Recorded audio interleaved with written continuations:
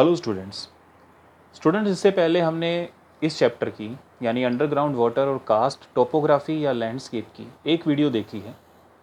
ये आज की वीडियो उसी वीडियो का नेक्स्ट पार्ट है। इससे पहले वाली वीडियो में हमने देखा था कि किस तरीके से पृथ्वी के नीचे की परतों में जल पहुंचता है और वो भूमिगत जल जो है वो विभिन्न रूपों में या विभिन्न स्रोतों के माध्यम से निर्मित होता है। और कई बार इसके साथ साथ हमने ये भी देखा था कि भूमिगत जल को निर्मित या निर्माण करने में हमारी रंध्रयुक्त चट्टानें और पारगम्य चट्टानों का महत्वपूर्ण भूमिका रहती है।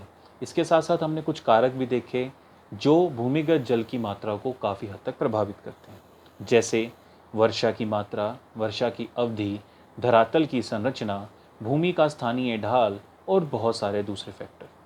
इसके साथ साथ आज हम जो डिस्कस करने वाले हैं वो इसी का नेक्स्ट सेगमेंट है, जिसमें हम देखेंगे कि जो जल रंध्रयुक्त चट्टानों और पारगम्य चट्टानों की सहायता से पृथ्वी की नीचे की परतों में जाता है वो भी विभिन्न प्रकार के क्षेत्रों या स्तरों का या लेयर्स का निर्माण करता है, या ये कहें कि भूमिगत जल सीधा किसी एक परत में ना रुककर विभिन्न परतों का निर्माण करता है।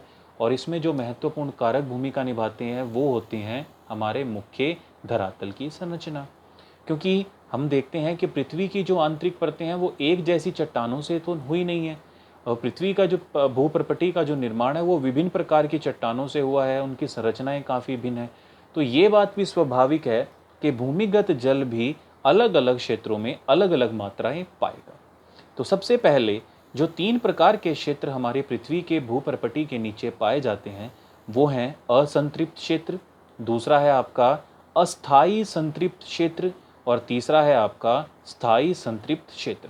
देखिए, संतृप्त का मतलब होता है पूरे तरीके से भरा हुआ होना, लेकिन जो सबसे पहली लेयर है वो पूरे तरीके से भरी हुई नहीं होती, इसलिए इसे असंतृप्त क्षेत्र कहते हैं।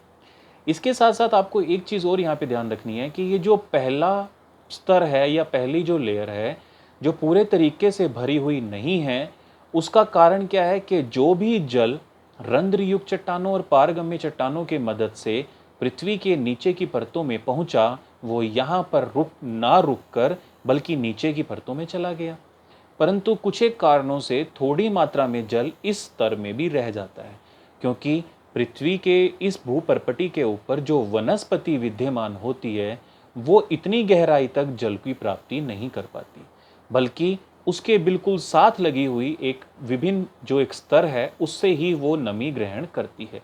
यानी ये जो नंबर 1 की आपको लेयर नज़र आ रही है, इसका प्रमुख जो स्रोत है वो है आपकी वनस्पति, और वनस्पति इसी जल की सहायता से विकास करती है, उगती फलती फूलती है। अब दूसरी लेयर है आपकी अस्थाई संतृप्त क्षेत्र। देखिए, इसके साथ संतृप्त लगा हुआ है, यानी ये लेयर भरी हुई है, ठीक है, लेकिन ये अस्थाई है, फिक्स नहीं है, यानी इसमें परिवर्तन हो सकते हैं या होते हैं, और परिवर्तन होने का जो मुख्य आधार है वो होता है मौसम। ऐसा मौसम जिसमें जल की उपलब्धता अच्छी हो, जैसे वर्षा ऋतु, तो ये दूसरा जो लेयर है ये काफ़ी अच्छे रूप से या काफ़ी ज़्यादा मात्रा में इसमें जल विद्यमान होता है। परंतु जैसे ही वर्षा ऋतु के बाद ग्रीष्म ऋतु आती है तो ग्रीष्म ऋतु में ये जल जो है वो शीघ्र ही यूज्ड हो जाता है या शीघ्र ही यहाँ से निकल जाता है, जिसके कारण गर्मी की ऋतु में ये जो स्तर है यानी जो आपका वाटर लेवल है वो नीचे की ओर खिसक जाता है। और तीसरी लेयर है आपकी ये जो है स्थायी और संतृप्त, यानी ये संतृप्त भी है, भरी हुई भी है और स्थायी भी है, फिक्स भी है, यानी इस परत में इस क्षेत्र में ज़्यादा परिवर्तन नहीं होता। अब ये चीज़ों को समझने से आपको सिर्फ एक एग्जांपल अगर मैं आपको बताऊं तो आपको काफ़ी इजी रहेगा। जैसे हम घर में खेतों में या कहीं आसपास कुआं खोदते हैं या समरसीबल लगवाते हैं, तो कई बार क्या होता है थोड़े से फुट की गहराई पर या फीट की गहराई पर खुदाई करते ही जल मिल जाता है या पानी मिल जाता है। वो क्षेत्र होता है आपका कौन सा, असंतृप्त क्षेत्र। परंतु क्या आप 2, 4, 10 फीट तक खोद कर रह जाते हैं? नहीं, क्योंकि आपको पता है ड्रिलिंग, खुदाई या समरसीबल या जल की प्राप्ति के लिए आपको एक ऐसे लेयर की या एक ऐसे लेवल की ज़रूरत है जहाँ पर आप जहाँ तक आप कुआं खुदवाएं या समरसीबल का बोर डलवाएं, आप बड़े लंबे समय तक अच्छा शुद्ध साफ जो जल है वो प्राप्त कर सकें। ठीक है, इसीलिए कि हम क्या करते हैं, 100 फीट की गहराई पे डाल दो भाई, या जिस भी क्षेत्र में जितनी गहराई पर अच्छा जल विद्यमान होता है वहाँ तक हम खुदाई करवाते हैं। ऐसा नहीं कि हमने समरसेबल लगवाना है तो आज हम 10 फीट पे खुदवा लें, जब वो यहाँ का जल खत्म हो जाएगा फिर उसको बढ़ाकर 20 फीट खुदवा लें, और जब वो भी खत्म हो जाएगा मौसम के अनुसार तब हम 100 फीट खुदवाएं। नहीं, तो ये आपको अच्छे से पता है ये लेयर्स कौन कौन सी होती हैं। अब इसके बाद जो हमारा नेक्स्ट पॉइंट होता है वो होते हैं कुएं, जिसके बारे में हम बात कर रहे हैं। यानी पृथ्वी के आंतरिक भागों में ये जो जल विद्यमान है विभिन्न स्तरों पर, विभिन्न परतों में, इन परतों के आधार पर ही हम कुछ कुओं का निर्माण करते हैं। देखिए, आज काफ़ी टेक्नोलॉजी विकसित हो चुकी है, तो हम ये मानते हैं कि भूमिगत जल को प्राप्त करने के हमारे पास काफ़ी साधन हैं। हम समरसेबल लगवा सकते हैं और दूसरे भी ऐसे साधन हैं, पंप हैं, जिनकी वजह से हम बड़े आसानी से भूमि के नीचे के जल को प्राप्त करते हैं।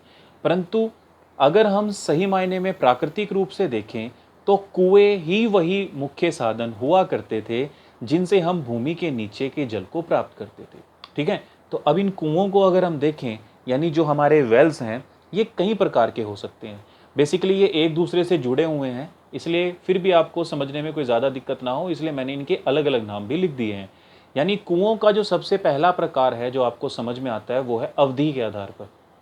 राइट, जैसे अभी हमने देखा कि पृथ्वी के आंतरिक परतों में जो लेवल है, वाटर लेवल है, वो भी कहीं तो फिक्स है, कहीं थोड़ा फिक्स नहीं है, मौसम के हिसाब से बदलता है, और कोई जो है वो थोड़े समय तक ही रहता है। तो ऐसे कुएं जो स्थायी हों, यानी काफ़ी गहराई तक खुदे हुए हों, उन्हें हम स्थायी कुएं कहते हैं, क्योंकि इनसे हम बड़े लंबे समय तक जल की प्राप्ति कर सकते हैं। दूसरे होते हैं अस्थायी कुएं। अस्थायी कुएं वो होते हैं जो किस लेवल तक खोदे जाएं, अस्थायी संतृप्त क्षेत्र तक खोदे जाएं, उसे हम अस्थायी कुएं कहते हैं। ठीक है, अब इनके कुछ कीवर्ड्स हैं उनको भी हम देख लेते हैं कि जो स्थायी कुएं होते हैं उनकी क्या विशेषताएं हैं। सबसे पहले ये देखो, ये काफ़ी गहराई तक खुदा होगा। किस गहराई तक खुदा होगा? जहां तक उसे परमानेंट या लंबे समय तक जल प्राप्ति वाला लेयर या क्षेत्र ना मिल जाए। दूसरा, वो पक्का होगा। ऐसा नहीं है कि आप इतनी गहराई तक खुदवाओगे उसे कच्चा ही छोड़ दोगे। आजकल तो समरसिबल लगते हैं तो पाइप के माध्यम से उसमें एक टुल्लू पंप छोड़ा जाता है, जिसकी वजह से हम काफ़ी लंबे समय तक जल की प्राप्ति करते हैं। परंतु हम बात कर रहे हैं कुओं की, तो कुएं एक खुदाई, एक छिद्र होते हैं जो जल स्तर तक खोदा जाता है। अगर हमें लंबे समय तक जल प्राप्त करना है तो हम उसे पक्का करते हैं। यानी निर्माण के आधार पर कुएं दो प्रकार के हो गए, एक होते हैं पक्के कुएं, दूसरे होते हैं कच्चे कुएं। पक्के कुएं वो कुएं होते हैं जिनके चारों तरफ हम ईंटों का एक ढांचा बनाते हैं, उसके ऊपर प्लस्तर करते हैं, सीढ़ियाँ बनाते हैं जिनके सहायता से हम ऊपर नीचे आसानी से आ जा सकें। कच्चे कुएं वो होते हैं जिसमें हम केवल जल स्तर तक खड्डा खोदते हैं और जल को प्राप्त कर लेते हैं। लेकिन अगर हमें स्थायी कुआं बनाना है, लंबे समय तक उपयोग करना है, तो हम उसको पक्का करते हैं। और इसकी अगली विशेषता क्या है? ये ज़्यादा समय तक हमें जल प्रदान करता है। फिर है अच्छा जल, क्योंकि आप एक चीज़ को समझो, पृथ्वी की जो आंतरिक परतें हैं वो विभिन्न प्रकार के लेयर्स में हैं। एक लेयर के ऊपर दूसरी, दूसरे के ऊपर तीसरी, इस प्रकार से परतों में हमारी चट्टानें बिछी हैं। आप एक चीज़ जैसे चाय हम छानते हैं तो वो एक सपोज़ चाय छानते हैं तो क्या होता है, जब हम चाय को ऊपर से डालते हैं तो छलनी में उसका मोटा पदार्थ तो वहीं रुक जाता है और साफ स्वच्छ चाय जो है वो नीचे के बर्तन में डल जाती है। इसी प्रकार से जब भूमिगत जल इन परतों में प्रवेश करता है तो विभिन्न प्रकार की परतों, चट्टानों से छनता हुआ नीचे की परतों में पहुंचता है। अर्थात जो ज़्यादा गहराई तक खोदा जाता है कुआं, वो ज़्यादातर अच्छा जल प्रदान करता है और मौसम का इस पर ज़्यादा असर नहीं होता। ये गर्मी में भी जल प्रदान करता है, सर्दी में भी करता है और वर्षा ऋतु में भी प्रदान करता है। फिर आता है अस्थायी कुआं। देखिए, अस्थायी कुआं सबसे पहला क्या होता है? कम गहरा होता है। किसके मुकाबले कम गहरा होता है? स्थायी वाले के मुकाबले। मौसमी होता है, जैसे हमने देखा कि इसका जल का प्रमुख स्रोत क्या है? मौसम। वर्षा ऋतु में तो यहाँ जल आ जाता है और गर्मी की ऋतु में वो सूख जाता है। तीसरा है कम समय तक रहता है, यानी हो सकता है वर्षा ऋतु कम समय तक रहे, जल थोड़ा पहुँचे, और गर्मी ज़्यादा हो जाए तो वो काफ़ी कम समय तक ही यहाँ पर रह पाता है और जल्दी ही सूख जाता है। जल की गुणवत्ता में भी कुछ कमी पाई जाती है, यानी वो कम समय के लिए होता है, जल की गुणवत्ता भी कम होती है। किसके मुकाबले में? स्थायी के। और ये कच्चा कुआं ही होता है, क्योंकि जहाँ पर जो फिक्स नहीं है, जो 6 महीने में हो सकता है बदल जाए, तो हम उसमें ज़्यादा मेहनत नहीं करते और ज़्यादा पूंजी का निवेश नहीं करते। ठीक है। और तीसरा जो होता है वो होता है शुष्क व मौसमी कुआं, जो बिल्कुल ऊपर की परतों में खोदा जाता है, यानी एक बिल्कुल शॉर्ट टाइम के लिए, जैसे कुछ दिनों के लिए, कुछ हफ्तों के लिए ही खोदा जा सकता है। फिर उसको हम क्या करते हैं, मौसम जैसे बदलता है वो चोवा बिल्कुल नीचे बैठ जाता है, तो उस कुएं को हम ऐसे ही खुला छोड़ देते हैं और फिर दूसरे कुएं में या दूसरे कुएं की को खोदने के लिए हम आगे बढ़ जाते हैं। तो ये है बेसिकली आपके कुएं या कुएं के प्रकार। हमने इसके अलावा मैंने यहाँ पर लिखा है प्राकृतिक और मानवीय। तो अब तक जो हमने देखे ये थे आपके मानवीय कुएं, यानी इनका निर्माण मानव ने किया अपनी आवश्यकता के अनुसार। ठीक है। अब जो कुएं हैं प्राकृतिक, वो मैं आप लोगों के साथ थोड़ा डिस्कस करता हूं कि वो कुएं कौन से होते हैं। देखिए, प्राकृतिक कुओं के बारे में जब हम पढ़ते हैं, ये मैंने आप लोगों को क्लास में डिस्कस किया हुआ है। ठीक है, बहुत ईजी सा टॉपिक है, ज़्यादा मुश्किल ये नहीं है, और हमने ये क्लास में डिस्कस थोड़ा किया हुआ है, बट इसको हम फिर भी एक बार यहाँ पर थोड़ा अच्छे से देख लेते हैं। आपको यहाँ पे एग्जाम्पल तो समझ में आ रहा होगा और नाम पढ़ते ही आपको वो क्लियर भी हो गया होगा। उस कुओं को क्या कहते हैं, आर्टीजियन वेल्स। आर्टीजियन वेल्स यानी पाताल तोड़ कुआं, उत्सुप्त कुआं। ये कुओं का कौन सा प्रकार है, प्राकृतिक। कौन सा प्रकार है, प्राकृतिक। यानी आर्टीजियन जो वेल्स होते हैं, आर्टीजियन जो कुएं होते हैं, वो स्वतः ही धरती पर प्रकट होते हैं, जिसका एक छोटा सा डायग्राम मैंने ये बनाया हुआ है। ये एक सिंक है। क्या है, एक सिंक है, गर्त है। इस गर्त में जब वर्षा का जल इकट्ठा होता है, ठीक है, वर्षा का जल इकट्ठा होता है और उसे कहीं से रास्ता निकलने को नहीं मिलता, परंतु जल जो है उसकी एंट्री जो है वो निरंतर जारी रहती है। तो इसके आंतरिक भागों में एक खास किस्म का बल उत्पन्न होता है, जिसे हम हाइड्रोस्टैटिक फोर्स कहते हैं। द्रव स्थैतिक बल, यानी अब कंप्रेशन का काम करता है। दोनों तरफ से जल जो है वो भरता चला जाता है, भरता चला जाता है, और जब ये हमारे ऊपर की परतें इस द्रव स्थैतिक बल या हाइड्रोस्टैटिक फोर्स को संभालने में असमर्थ होती हैं, तो ये कुआं स्वतः ही धरातल पर प्रकट हो जाता है। बात समझ में आ रही होगी। अब भी जर्नल बात है, इसमें समझ सकते हैं कि जब दोनों ओर से जल इकट्ठा होना शुरू हो जाए तो बीच में क्या होता है, जल की सघनता बढ़ जाती है और जल जो है वो बाहर निकलने के लिए फोर्स लगाता है। उस बाहर निकलने में लगने वाले फोर्स को ही हम द्रव स्थैतिक बल या हाइड्रोस्टैटिक फोर्स की नाम से जानते हैं। तो यहाँ पे देखिए, मानव ने कुछ नहीं किया। वर्षा भी जो है मानव द्वारा कृत नहीं है, ये प्राकृतिक एक प्रकार से हमारी होने वाली गतिविधि है। अब जिस विधि द्वारा जल इकट्ठा हुआ, जल ने स्वतः ही बल लगाकर स्वयं को धरातल पर प्रकट कर दिया। तो इस प्रकार से जो कुओं का निर्माण होता है उसे हम पाताल तोड़ कुआं कहते हैं, यानी पाताल से सडनली जल जो है वो धरती के ऊपर प्रकट हो गया। ठीक है। और इसलिए इन्हें इंग्लिश में इन्हें आर्टिजियन वेल्स कहा जाता है। देखिए, आर्टिजियन जो शब्द है वो ऑस्ट्रेलिया से लिया गया है। ऑस्ट्रेलिया में एक प्रांत है, उस प्रांत में एक खास किस्म के कुओं की सबसे ज़्यादा मात्रा में उपस्थिति देखी जाती है, और ऑस्ट्रेलिया का वही प्रांत आर्टिजियन है। आर्टिजियन में जो सबसे ज़्यादा कुएं हैं वो पाताल तोड़ कुएं हैं, जिसके कारण इन प्रकार के कुओं का नाम आर्टिजियन वेल रखा गया है। अब इसके साथ साथ यहाँ पे मैंने वर्ड्स लिखे हैं। सबसे पहले ये सिंक लाइन है, यानी एक गर्त है। उस गर्त में रेनफॉल, ग्लेशियर और परमानेंट रिवर यानी सदा बारहमासी बहने वाली जो नदियाँ हैं वो जल जो हैं वो उड़ेलती रहती हैं। अब जल जो है लगातार मिलेगा तभी हाइड्रोस्टैटिक फोर्स बनेगा। अब ऐसा नहीं है ना कि वर्षा हो जाए और फिर वर्षा 6 महीने ना हो, तो वो जो जल है वो फिर वहीं पड़ा रहेगा जब तक उसको मानव इस्तेमाल ना करे। लेकिन जब निरंतर जल की भरपाई या इसमें भराई होती रहेगी तभी हाइड्रोस्टैटिक फोर्स कार्यरत होगा, जिसके कारण जो कुआं है वो स्वतः ही धरातल पर प्रकट होगा। और तीसरा है ऑस्ट्रेलिया, जहाँ पर ये सबसे ज़्यादा पाए जाते हैं, और आर्टिजियन नाम भी इनको ऑस्ट्रेलिया से ही मिला है। हाइड्रोस्टैटिक फोर्स जो हमने यहाँ पर देख लिया। तो इसके अलावा इन कुओं वाले चैप्टर में आपको और ज़्यादा देखने की ज़रूरत नहीं है, क्योंकि जब भी आप इस क्वेश्चन को अटैम्प्ट करोगे तो आपको भूमिगत जल किस प्रकार से निर्मित होता है और भूमिगत जल को प्राप्त करने के जो हमारे स्रोत हैं जैसे कुएं, झरने, गीज़र इत्यादि, आपको इनके बारे में थोड़ा थोड़ा सा लिखना होता है। हाँ, कई बार क्या होता है, 1 से 2 नंबर के क्वेश्चन में आप लोगों से ये पूछ लिया जाता है कि आर्टिजियन वेल्स क्या होते हैं, अस्थायी संतृप्त क्षेत्र क्या होता है या स्थायी संतृप्त क्षेत्र क्या होता है, इसके अलावा झरने किसे कहते हैं, गीज़र किसे कहते हैं, ये आपसे 1-2 नंबर में पूछ लिया जाता है। बट आपको इसके बारे में मैं जितना दे रहा हूँ, इन्फॉर्मेशन प्रोवाइड कर रहा हूँ, आई थिंक आप लोगों के लिए सफिशिएंट है। बट आप लोग स्टूडेंट्स अपनी बुक की हेल्प ले सकते हैं उस बुक्स को मेरे जो लेक्चर है जो मैं आपको डिलीवर कर रहा हूँ इसके साथ थोड़ा सा मैच करते हुए स्टडी करेंगे। आपको डायग्राम्स भी मिल जाएंगे, आपको शॉर्ट एंड श्योर इन्फॉर्मेशन भी मिल जाएगी। सो हम बात करते हैं आगे जो नेक्स्ट टॉपिक है हमारा इसी से जुड़ा हुआ, वो है इनमें झरने। इन्हें हम इंग्लिश में स्प्रिंग्स बोलते हैं और झरने हम इससे भी पहले भी पढ़ चुके हैं, परंतु वो हमने पढ़े थे नदी के कार्य क्षेत्र से जुड़े हुए, ठीक है।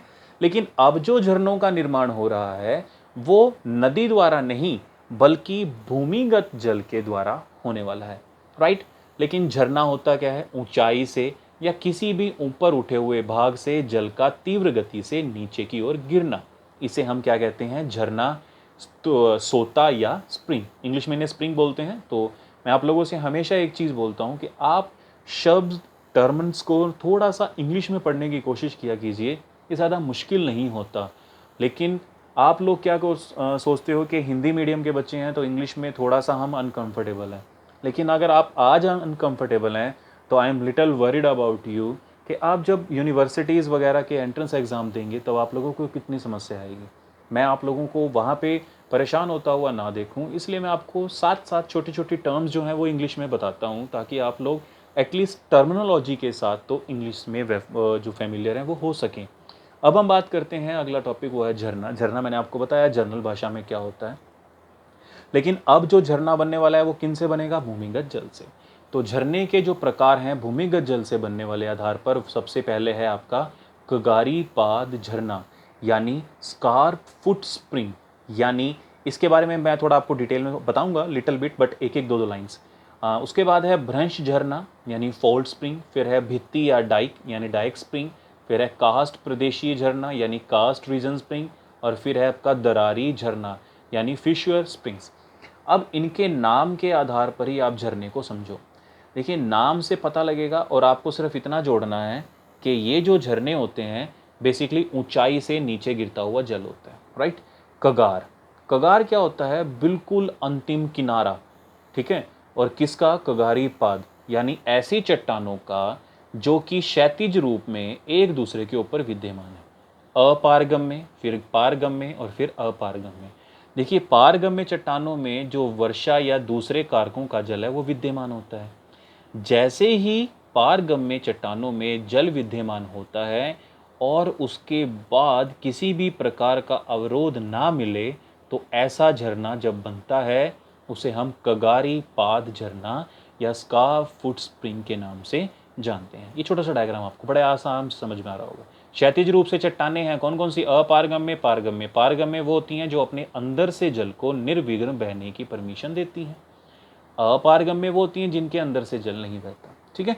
एक दूसरा है भ्रंश। अब भ्रंश क्या होता है, चट्टानों जो हैं जो कई बार पृथ्वी की हलचलों के कारण चटकने और दरारों के कारण वो टूटती हैं।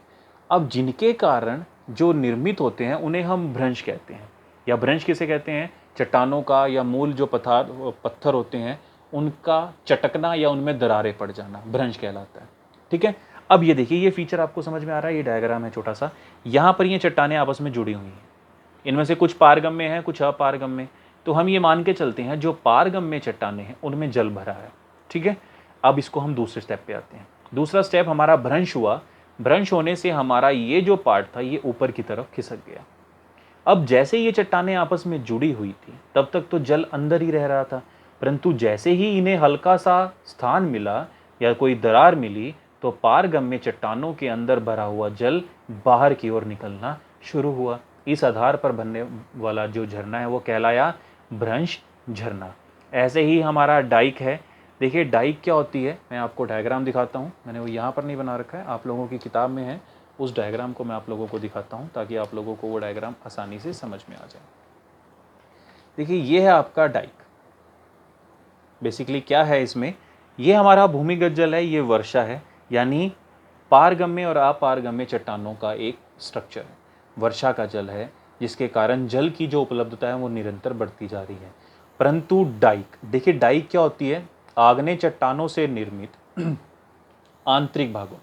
चट्टानें, आग्नेय चट्टानें दो प्रकार के प्रकार से निर्मित करती हैं, एक भूपर्पटी के ऊपर, दूसरी भूपर्पटी के नीचे। तो डाइक जो है वो भूपर्पटी के नीचे निर्मित होने वाली आग्नेय चट्टान है। और ये क्या है, ये लंबवत रूप में जब मैग्मा जमता है उससे जिस थला या जिस चट्टान का निर्माण होता है उसे हम डाइक कहते हैं। तो देखिए ये वर्षा के जल का प्रवाह है, इसके रास्ते में क्या खड़ी हो गई, डाइक।